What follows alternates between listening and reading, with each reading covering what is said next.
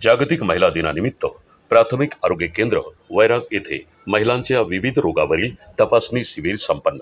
नमस्कार, मी Ram Bidkar. PM news मध्ये आपलं स्वागत आहे। जाणून घेऊयात आता ताज्या घडामोडी। चला तर मग उर्वरित बातमीकडे।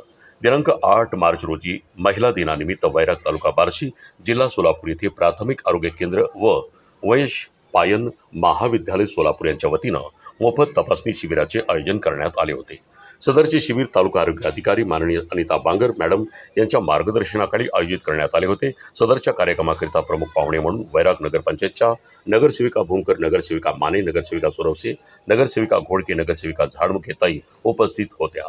तसेच सोलापूर वैद्यकीय महाविद्यालयाचे स्त्रीरोग विभागाचे प्रमुख डॉक्टर तिरंकर, सोलापूर महाविद्यालय सर्जरी विभागाचे प्रमुख doctor Maske sir, Vairag RSTC incharge doctor Gojam Gunde sir, प्राथमिक आरोग्य केंद्राच्या वैद्यकीय अधिकारी doctor Jyoti Tirth madam, doctor Akshay Deshmukh sir सह वैराग प्राथमिक आरोग्य केंद्राच्या आरोग्य कर्मचारी अशा स्वयंसेविका उपस्थित होत्या।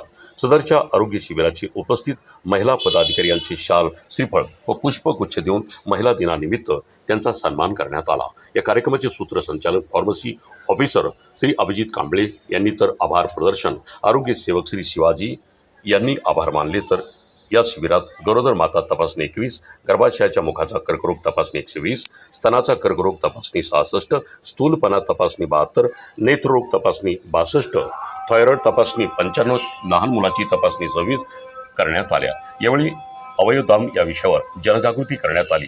पीएम न्यूज करिता मी राम बिडकर सह मुख्य संपादक किशोर सोनावणे, वैराग तालुका बार्शी, जिल्हा सोलापूर।